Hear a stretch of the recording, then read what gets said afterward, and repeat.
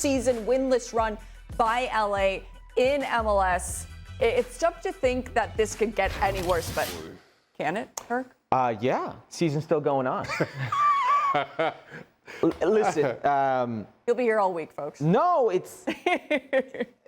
I will give you context to why they're so bad right now, okay? I just think it's amusing that the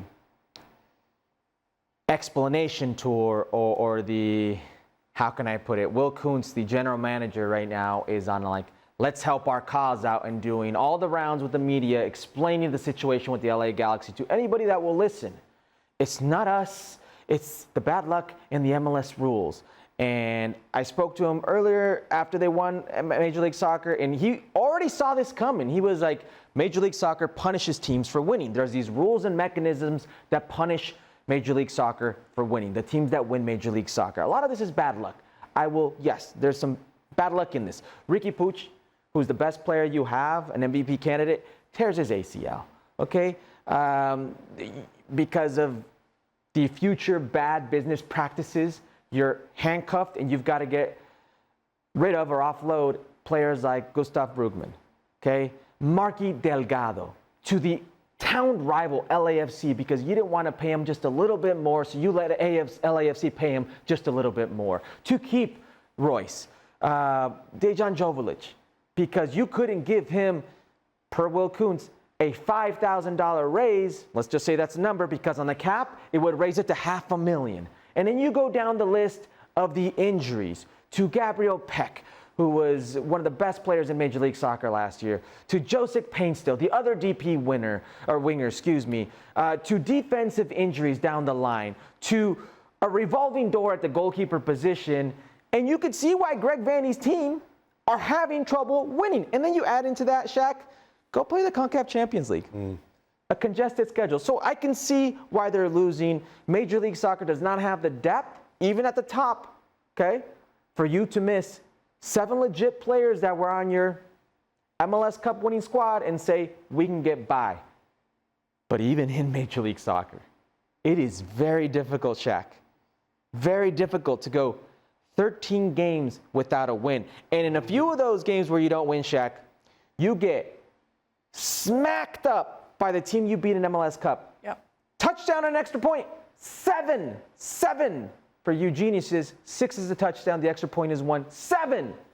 And you lose to a team in Kansas City that doesn't even shoot on goal. An own goal.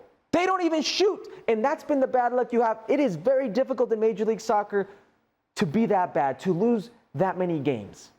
It's a bad Champions hangover. It absolutely is. And while I take Hook's point or the apology tour and the issues for it that LA Galaxy quite clearly find themselves in, at some point you've got to figure out what your weaknesses are as well as what your strengths are and how you at least grind results out. Because this is an LA Galaxy team that cannot even grind results out. And for the second time this season, they take the lead. This one, a 2-goal lead that they cannot hold on to. It speaks to a team that recognizes they're flawed and are dead scared of those flaws. They do not know what to do when they get a punch in the face. You're 2 up and concede one from a set piece rather sloppily, and you immediately, the foundations on that 2-goal lead start to rock. That's a concern for me. Yeah. And while, again, injuries and transfers and all those things play a part into how poor LA Galaxy are this season, you should not be this worse off than you were as defending champions of last. There are big issues for the team, mentality issues for the team for me. Seems like there are trust issues, too. You have to go through all those changes and you still can't find a way to win in 13 games. There's some trust issues. We're still going to talk about Galaxy here in a little bit. We have to see what LAFC did as well this weekend against the Seattle Sounders. Ollie the Falcon. What's his name? Cute as always. Ollie. Ollie? Okay. I did not know that. What a cutie. Learn something new every Oh, day. no. Shaq! Jack, what's The deflection, surely. going on here? Oh, my guy, Stephen Fry. That's not my guy, Stephen Fry. By the way, congratulations. These 500 appearances, I believe. No, it's 400. wow. One of those two. 51st minute, though. Igor Jesus long ball. Jeremy Ebobisse puts it away, Herc. I mean, it's a ridiculous ball by Igor Jesus. It's like 60-yard ball in between players on a dime. 81st minute. Make it 3-0. Why not Dennis Bouanga? Shaq, what a hit. Well, credit for taking on his defender. Does get a little bit of a good fortune with the ricochet here, but once it falls back to him, nice finish. Yeah, excellent finish. And why not? Finish strong. Why not? A 4-0. And there it is, Herc.